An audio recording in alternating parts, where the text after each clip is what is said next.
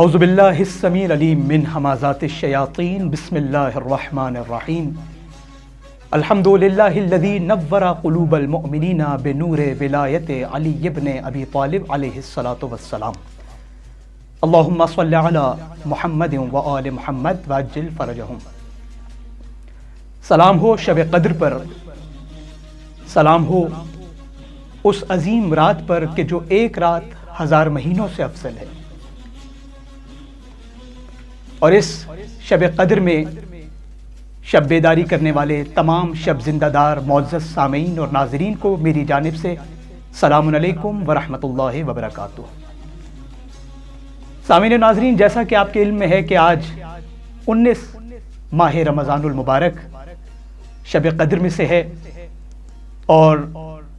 یہ وہی شب ہے کہ جو شب انتخاب بھی ہے، شب معرفت بھی ہے، شب اصلاح بھی ہے اور شب بیداری بھی ہے۔ لیکن یاد رہے کہ اس شب کا تعلق صرف بیداری جسمی سے نہیں بلکہ بیداری فکری سے تعلق رکھتی ہے۔ اور سامعین گرامی، کیا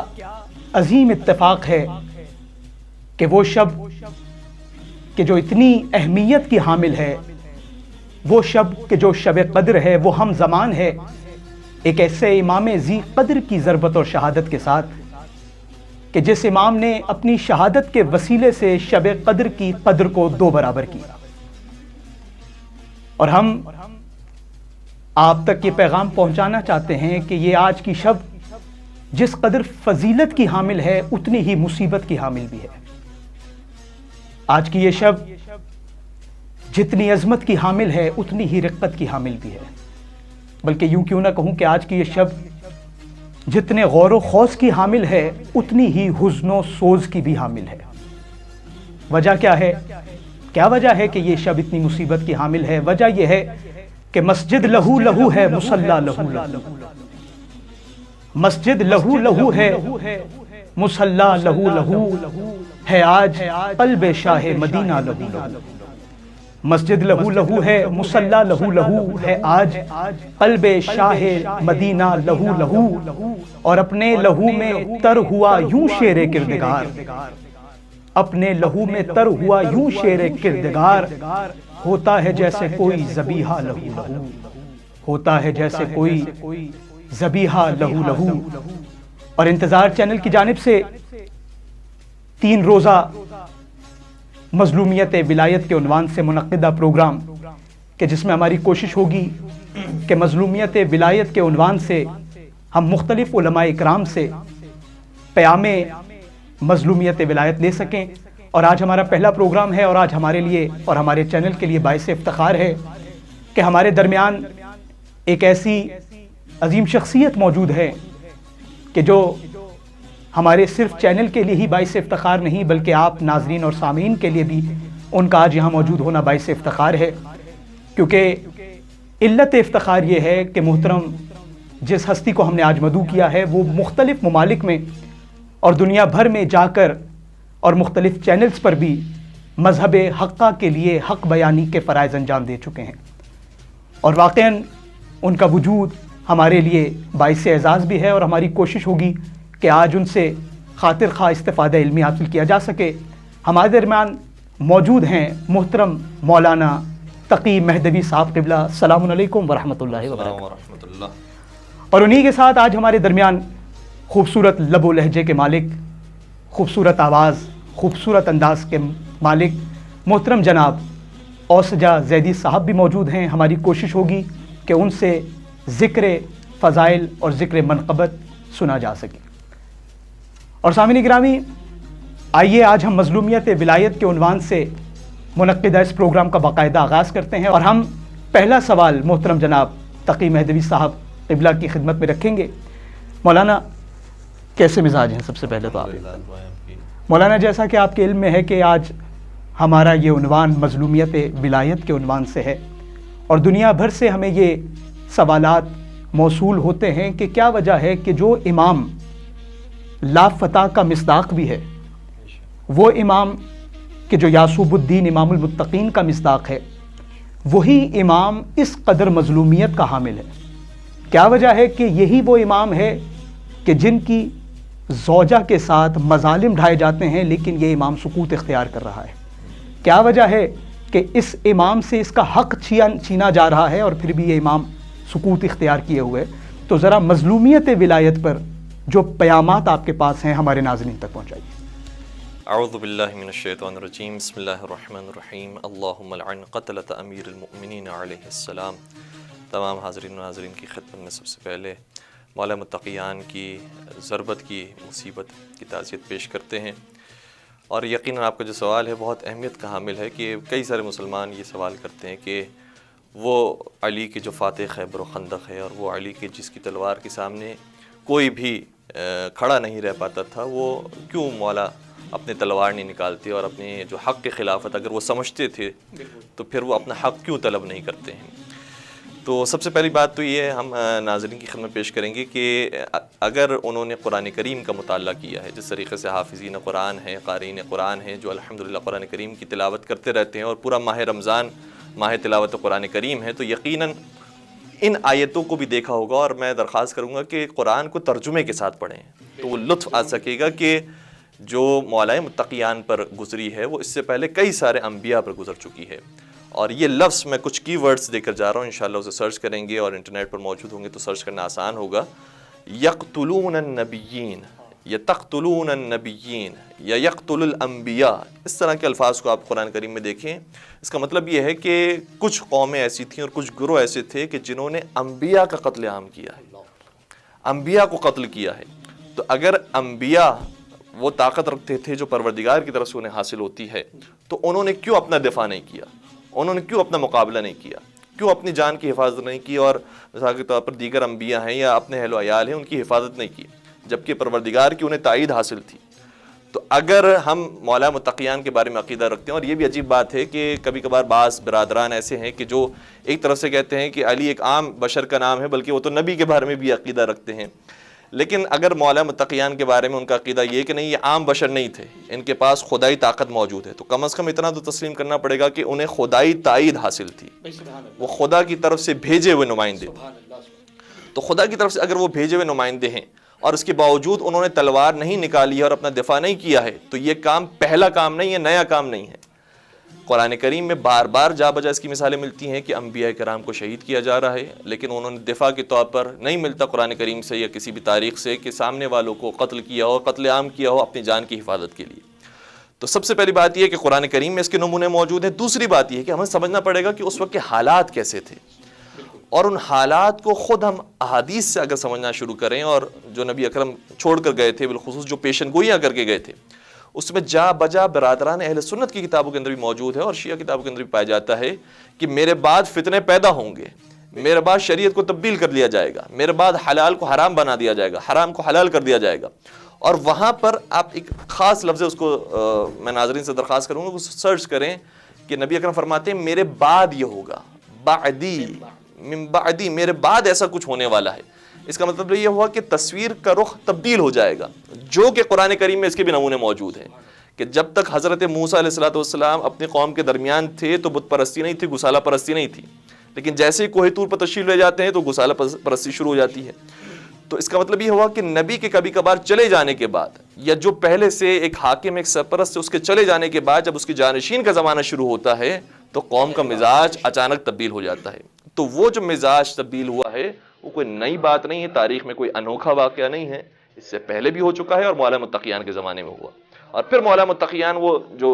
اصلی آپ کا سوال ہے کہ صاحب ذوالفقار ہونے کے باوجود بھی کیوں اپنی تلوار نہیں نکالتے، تو میں اس کے لیے ایک چھوٹی سی مثال پیش کروں گا کہ خود مولا متقیان کی زندگی میں واقع پیش آیا کہ دو خواتین تھیں، ایک بچہ ساتھ لے کر آئیں اور انہوں نے کہا کہ یا علی یہ میرا بیٹا ہے، اور دوسری خاتون کہہ رہی تھی نہیں یا علی یہ میرا بیٹا ہے. تو علی مرتضیٰ نے اس وقت فرمایا کہ اگر تم آپس میں طے کر لیتے ہو کہ کس کا بیٹا ہے تو میں اس کے حوالے کر دوں گا، لیکن اگر یہ طے نہیں ہو پاتا تو پھر یہ ذوالفقار ہے، یہ تلوار ہے، پھر یہ طے کرے گی کہ یہ کس کا بیٹا ہے.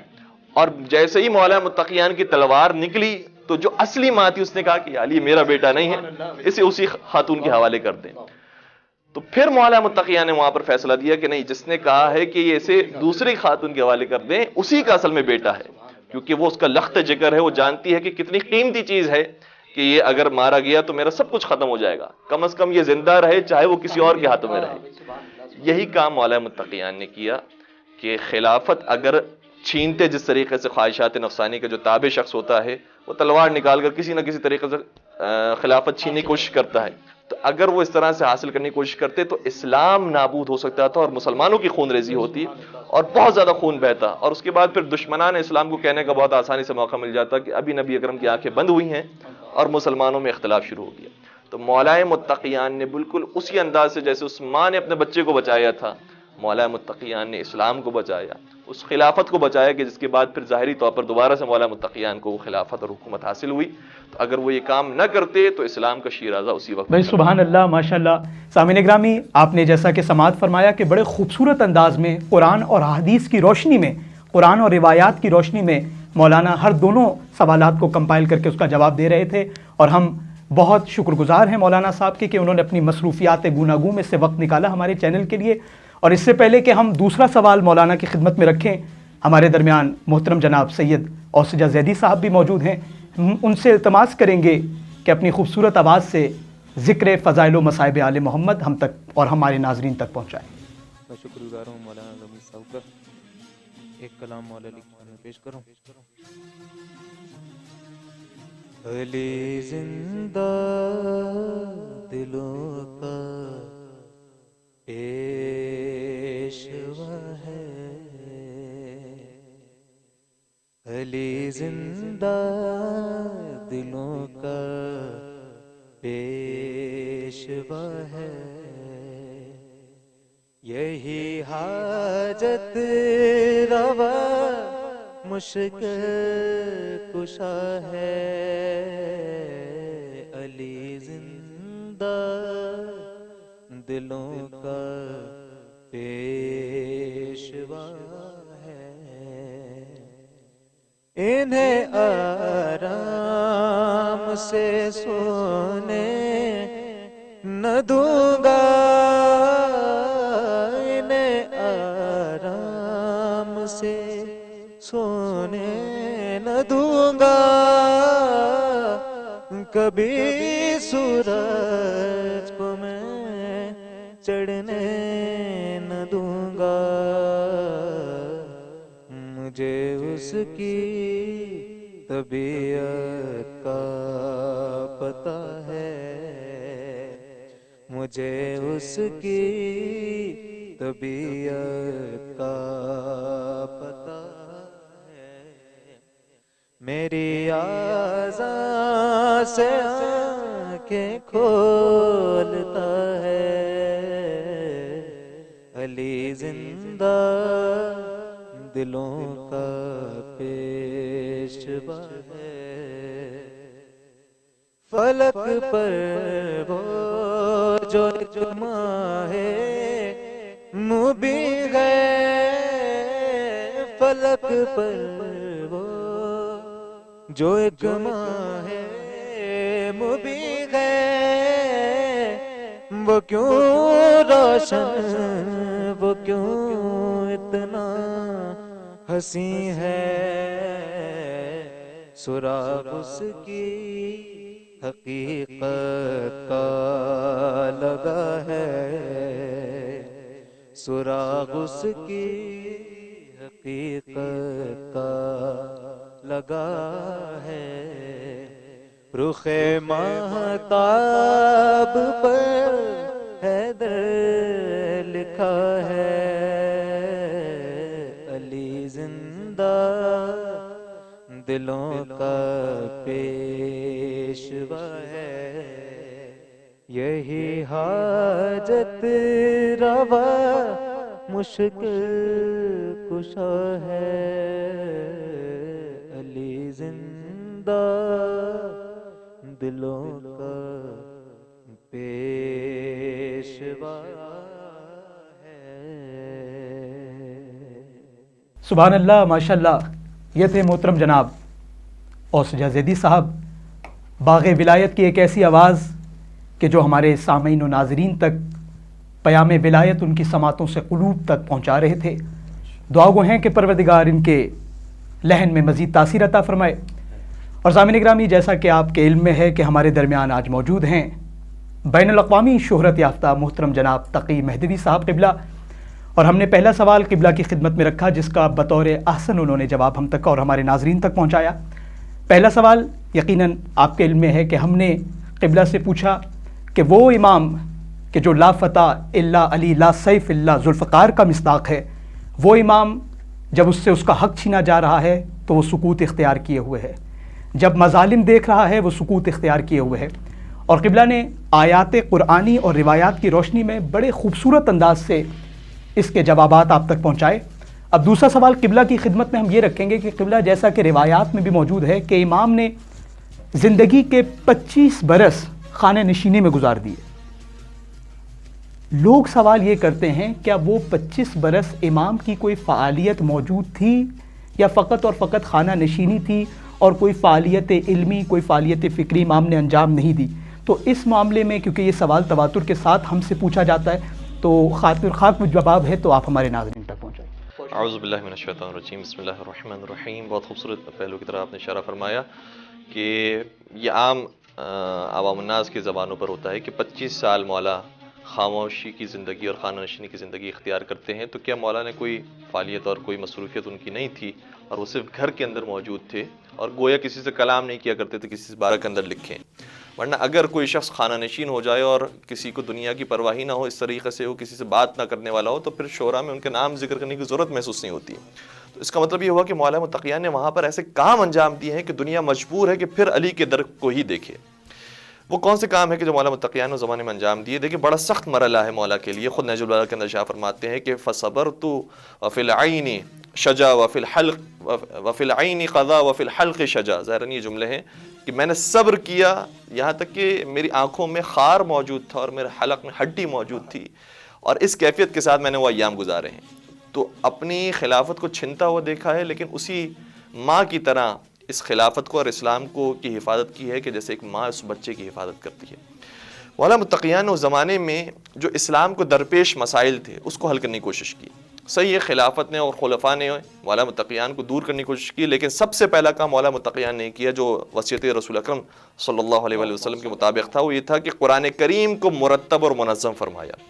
اور نہ صرف یہ کہ ترتیب کے اعتبار سے جس طریقے سے آج ہمارے ہاتھوں میں قرآن کریم موجود ہے، نہ صرف یہ کہ وہ کام کیا ہے بلکہ اس کے شان نزول کو بھی ذکر کیا،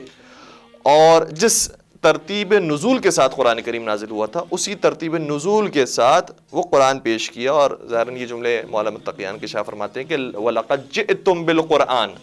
مُشْتَمِلًا بِالتَّنزِيلِ وَالتَّأْوِيلِ، میں تمہارے پاس اس قرآن کے ساتھ آ رہا ہوں کہ جس میں تنزیل قرآن بھی موجود ہے، ظاہر قرآن بھی موجود ہے اور تعویل قرآن بھی موجود ہے، باطن قرآن بھی موجود ہے، جس کے بعد تم آزاد ہو سکتے ہو باقی فکروں سے اور پوری توجہ کے ساتھ قرآن کریم کو اگر منتشر کرتے ہو تو دین اسلام عام ہو سکتا ہے۔ لیکن سامنے سے جو خلفاء تھے نہ ان کو مولا متقیان قبول تھی اور نہ ہی مولا متقیان کا مرتب شدہ قرآن کریم،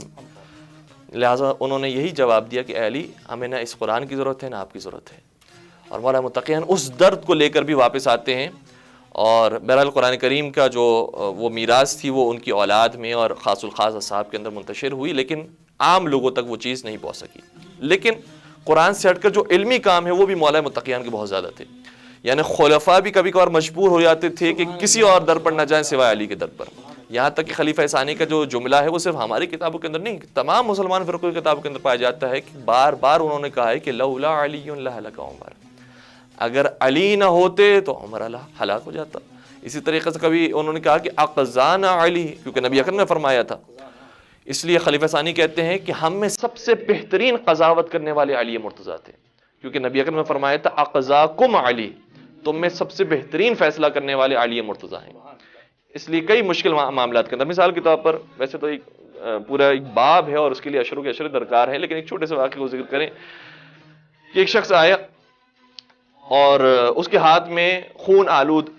چھری موجود تھی اور اس کے پہلو میں ایک مرا ہوا آدمی تھا جس کی گردن کٹی ہوئی تھی۔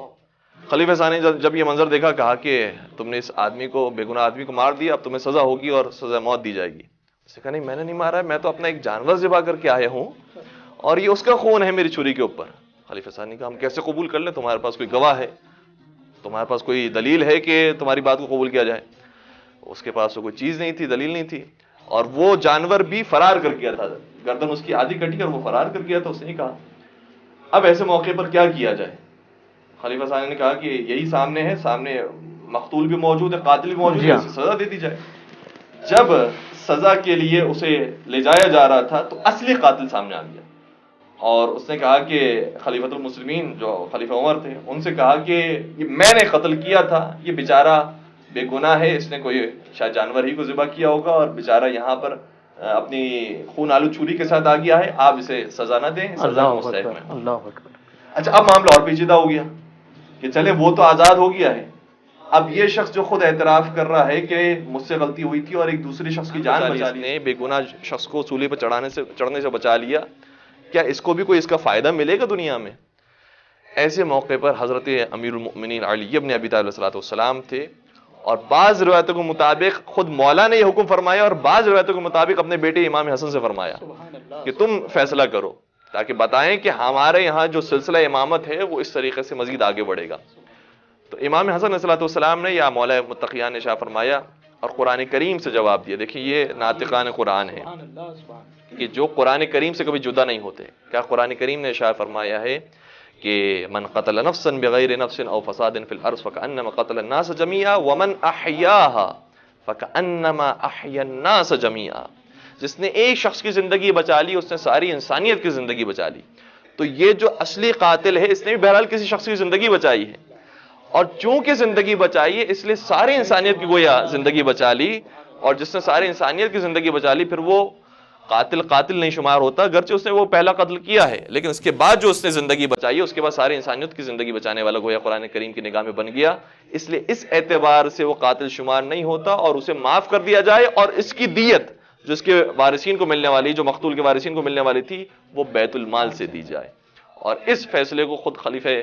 ثانی نے پسند کیا اور اسی کا اجرا کیا. تو نہ صرف یہ کہ مولا متقیان نے قرآن کی جمع آوری کی، خلفاء کی جا بجا علمی طور پر مدد کرتے رہے، کیونکہ ظاہر سی بات ہے کہ جو باب مدینۃ العلم ہے وہیں سے علم کی خیرات ملتی تھی اور وہ بانٹا کرتے تھے. اور پھر اسی طریقے سے جو عمومی افراد ہیں ان کے بھی کئی سارے واقعات ہمیں نظر آتے ہیں کہ ان کی جا بجا مدد کی ہے. اور شیخ مفید علیہ الرحمٰن نے ظاہراً کتاب ارشاد کے اندر وہ باب بنائے ہیں کہ خلیفہ اول کے زمانے میں مولا متقیان نے عام عوام کے علمی مسائل کو کیسے حل کیا، خلیفہ ثانی کے زمانے میں کیسے حل کیا ہے، خلیفہ ثالث کے زمانے میں کیسے حل کیا، اور خود اپنے زمانے میں کس طریقے سے لوگوں کی علمی مشکلات کو حل کیا ہے. تو ظاہراً یہ خلیفہ ثالث کے زمانے کا واقعہ ہے کہ دو شخص آتے ہیں، وہ بھی اپنا جھگڑا لے کر آتے ہیں اور کہتے ہیں کہ ہمارے درمیان انصاف فرمائیے، ہم کھانے کے دسترخوان پر بیٹھے تھے، میرے پاس یعنی جو شکایت لے کر آئے وہ کہتے ہیں میرے پاس 3 روٹیاں تھیں، میرے دوست کے پاس 5 روٹیاں تھیں. ہم نے کہا کہ مل بیٹھ کے کھاتے ہیں، کھانا شروع کیا. اتنے میں ایک اور تیسرا شخص آ گیا، اس نے کہا کہ مجھے بھی شریک کر لو. ہم نے اسے بھی شریک کر لیا اور ہم سب نے کھانا کھایا. ہم سمجھ رہے تھے وہ سائل ہے،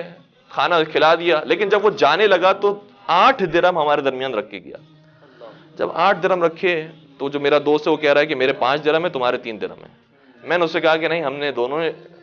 روٹیوں سے کھلائی تھی، برابر سے درہم تقسیم ہونے چاہیے، مجھے بھی 4 ملنے چاہیے، تمہیں بھی 4 ملنے چاہیے. اچھا سب سے پہلا کام مولا متقیان نے فرمایا کہ تمہیں کیا ہو گیا ہے، مال دنیا کے لیے اتنا لڑ رہے ہو، 3 اور 4 درہم کے لیے لڑ رہے ہو. یعنی وہ جو ظاہری اساتذہ ہوتے ہیں، جو دنیا والے جو ٹیچنگ کرتے ہیں، وہ عام طور پر اپنے مسئلے کا سے جواب دیتے ہیں. کسی میتھس کے استاد سے سوال کیا جائے وہ کہیں گے بھائی میتھس کا یہ جواب ہوتا ہے، سائنس کے سوال کیا جائے تو سائنس کا جواب دیں گے. لیکن یہ امام صرف چھوٹے چھوٹے مسئلے کو، دنیاوی مسائل کو حل کرنے کے لیے نہیں آئے تھے، انسان کی تربیت کرنے کے لیے آئے تھے.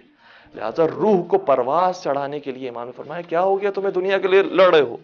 اور پھر آگے شاہ فرمایا اگر میں نے فیصلہ کیا تو یاد رکھو تمہیں مزید اور نقصان اٹھانا پڑے گا. کہتا نہیں یا امیر المومنین آپ فیصلہ کیجئے، جو آپ فیصلہ کریں گے وہ مجھے قبول ہوگا. پھر مولانا نے فرمایا دیکھو اگر تمہارے پاس ملا کر 8 روٹیاں تھیں اور تم تینوں نے کھایا ہے، فرض کرو تم تینوں نے برابر سے کھایا ہو، تو ان 8 روٹیوں کو 3 کے اندر ڈیوائڈ کرو، تقسیم کرو. 3 کو کس طریقے سے تقسیم کیا جائے گا؟ ظاہر سی بات ہے 8 کو تقسیم نہیں کیا جا سکتا. امام نے فرمایا 8 کو 3 سے ضرب دو، 3 سے ملٹیپلائی کرو تو 24 ہوتی ہیں. کہ 24 کو اب 3 سے ڈیوائڈ کرو، کیونکہ 3 افراد نے کھایا تھا، تو 8 ٹکڑے سبھی کے حساب کے اندر آئے. کہا فرض کرو کہ اس کے تمہارے دوست کے بھی 5 جو روٹیاں تھیں اس کے بھی 3 ٹکڑے کیے جائیں اور ملایا جائے، 3 سے ملٹیپلائی کیا جائے تو 5 کو 3 سے کریں تو 15 ٹکڑے بنتے ہیں. کہا اس کے 15 ٹکڑے تھے، اس میں سے اس نے اپنے 8 ٹکڑے کھا لیے. تمہاری روٹیاں 3 تھی، اس کے بھی اگر 3 سے ملٹیپلائی کر کے ٹکڑے بنائے جائیں تو وہ 9 ٹکڑے بنتے ہیں. تم نے بھی 8 اس میں سے ٹکڑے کھائے ہوں گے جس طریقے سے تمہارے دوست نے کھائے، اور وہ جو دوسرا شخص تھا اس نے بھی 8 ٹکڑے کھائے ہوں گے. تو تم سب نے 8 ٹکڑے کھائے ہیں. تمہاری روٹیوں کے 9 میں سے 8 ٹکڑے تم نے خود کھا لیے، 1 ٹکڑا تمہارا بچ گیا. اور وہ تمہارا دوست تھا، اس کے 15 ٹکڑے بنتے تھے، اس میں سے اس نے اپنے 8 کھائے، 7 ٹکڑے بچ گئے. تو جو وہ شخص 8 درہم دے کر گیا ہے اس میں صرف تمہارا 1 درہم بنتا ہے، باقی 7 درہم اس شخص کے بنتے ہیں. تو مولا نے اس قدر مشکل مسائل کو بھی اس زمانے میں حل کیا ہے کہ جو عام افراد کے بس کی بات نہیں تھی. تو خلفاء کے مسائل کو، عام عوام کے مسائل کو، دیگر جو ادیان سے تعلق رکھنے والے یہودی علماء ہیں، اور یہ بھی ہماری کتاب نہیں، ابو نعیم اصفہانی نے حلیۃ الاولیاء کے اندر ایک پورا باب بنایا ہے جس میں لکھا ہے کہ وہ سوالات جو یہودی علماء کے تھے اور اس کے جوابات علی مرتضیٰ نے دیے ہیں، اور اس میں 40 روایتیں اور 40 واقعات کو ذکر کیا ہے کہ صرف علی مرتضیٰ تھے کہ جو یہودی علماء کو خاموش کروا سکتے تھے. تو علمی طور پر جوابات دیے ہیں حضرت علی مرتضیٰ نے. مجھے نہیں معلوم دامن وقت میں گنجائش ہے نہیں ہے، چند ایک باتوں کو بس میں جلدی اشارہ نظر کروں، اگر کبھی اور موقع ملا تو تفصیل سے بیان کریں گے. علمی مشکلات کو حل کیا ہے اس زمانے کی، معاشی جو مشکلات تھی لوگوں کی اس کو حل کیا ہے. اور ظاہر سی بات ہے کہ دنیا والوں کے پاس یہی 2 سب سے بڑے مسئلے ہوتے ہیں، بلکہ مالی مسئلہ سب سے بڑا مسئلہ ہوتا ہے، کہیں سے مال مل جائے. تو مولا نے اتنے کنویں کھودے ہیں کہ حاجی جب حج پر جاتے تھے تو انہیں اپنے ساتھ پانی لے جانے کی ضرورت ہوتی تھی، وہ کنووں سے استفادہ کرتے تھے. اسی طریقے سے مولا کے بارے میں ہے ظاہراً 5ویں سرکار کا حضرت امام محمد باقر علیہ الصلوۃ والسلام کا جملہ یہ ہے کہ مولا متقیان نے ایک مرتبہ اپنے پاس جو بوریاں تھیں اس میں 1 لاکھ کھجور کی گٹلیاں موجود تھیں. کسی نے کہا کہ آپ کے پاس کیا ہے؟ یہ نہیں کہا کہ میرے پاس 1 لاکھ گٹلیاں موجود ہیں، فرمایا میرے پاس 1 لاکھ کھجور کے درخت موجود ہیں. اللہ اللہ اللہ. اور امام باقر فرماتے ہیں اس میں سے 1 دانہ بھی مولا نے ضائع نہیں فرمایا، اور ہر دانے سے درخت ہوگا. سبحان اللہ سبحان. تو باغات تھے مولا کی، اتنی محنت کی اس زمانے میں. اور اسی طریقے سے فرماتے ہیں ہمارے ایک اور معصوم کے ہمارے جد نے کان امیر المؤمنین اعتق 1000 ملوک، فرماتے ہیں کہ ہمارے جد امیر المؤمنین علیہ السلام نے 1000 غلاموں کو خرید کر آزاد کیا تھا. تو خرید کر آزاد کرنا 1000 غلاموں کو، یہ عام انسان کی بس کی بات تو نہیں ہے. تو معاشی مشکلات بھی لوگوں کی حل کی، علمی مشکلات بھی حل کی، اور سیاسی طور پر بھی اتنا مضبوط ہو گئے کہ طلحہ اور زبیر جیسے افراد بھی مجبور ہوتے ہیں کہ مولا متقیان کے پاس آتے ہیں، اور کوئی ان کے پاس چارہ نہیں سوائے یہ کہ حضرت علی مرتضیٰ کے ہاتھوں پر بیعت کریں. تو سیاسی طور پر بھی اس طریقے سے مولا متقیان مضبوط ہوئے ہیں کہ 25 سال کی مصروفیت کے بعد اور محنت و مشقت کے بعد وہ زمانہ آیا ہے کہ دنیا والے خود علی کے در پر آنے پر مجبور ہو جاتے ہیں. قبلہ سبحان اللہ، جزاک اللہ. مجھے یقین ہے کہ دیکھنے والے سامعین اور ناظرین آپ کے جوابات سے نہایت محظوظ ہوئے ہوں گے، اور جس طرح قبلہ نے امام علی کی 25 سال کی زندگی کے جو سکوت میں گزری اس کی جو منظر کشی فرمائی، نہایت ہی قابل تحسین. اور سامعین گرامی، جو فضائل آپ نے مولانا کے وسیلے سے آپ نے سماعت فرمائے، ذرا کچھ لمحات کے لیے سوچئے گا کہ جو امام اتنی فضیلتوں کا حامل ہے، وہ امام کہہ رہا ہے کہ کسی امیر کو اس کی عدالت کی وجہ سے قتل نہیں کیا گیا سوائے میرے. جی سامعین گرامی، آج 19 رمضان کی شب ضربت امیر المومنین، اور آج منظر یہ ہے کہ شہید مسجد کوفہ علی کا ماتم ہے. شہید مسجد کوفہ علی کا ماتم ہے، لہو لہو ہے مصلی علی کا ماتم ہے. شہید مسجد کوفہ علی کا ماتم ہے، لہو لہو ہے مصلی علی کا ماتم ہے. اور ذرا محسوس کیجئے گا کہ منظر کیا ہے. علی کے غم میں قعود و قیام روتے ہیں، علی کے غم میں قعود و قیام روتے ہیں، سجود روتے ہیں، پہ ہم سلام روتے ہیں. نماز کرتی ہے گریا، علی کا ماتم ہے. شہید مسجد کوفہ علی کا ماتم ہے. اور مہ سیام میں کیسا غضب ہے وابیلا، مہ سیام میں کیسا غضب ہے وابیلا، مہ سیام میں کیسا غضب ہے وابیلا، ترپنے خوں میں امیر عرب ہے وابیلا، کلیجہ پھٹتا ہے سب کا، علی کا ماتم ہے. شہید مسجد کوفہ علی کا ماتم ہے، لہو لہو ہے مصلی علی کا ماتم ہے. سامعین گرامی، انہی اشعار کے ساتھ اور آخر میں التماس کروں گا محترم جناب اوسجہ زیدی صاحب سے کہ وہ آج کی اس پرحزن اور پرقیامت شب میں یتیمان امیر المومنین کو ان کے بابا کا پرسہ دیں، اور اسی کلام کے ساتھ آپ کا میزبان رمیز عباس ہاشمی آپ سے اجازت چاہے گا۔ السلام علیکم ورحمۃ اللہ وبرکاتہ۔ اٹھ گیا باپ کا سر سے سایہ، آج زینب یتیم ہو گئی، آج زینب یتیم ہو گئی، رو رہے ہیں یہ محراب و منبر، کہہ رہے ہیں یہ جبریل رو کر، ابن ملجم نے یہ ظلم ڈھایا، آج زینب یتیم ہو گئی، آج زینب یتیم ہو گئی، زخم تازہ تھا مادر قد میں، روئیں بابا کے غم میں یہ آنکھیں، غم یتیمی کا زینب نے پایا، آج زینب یتیم ہو گئی،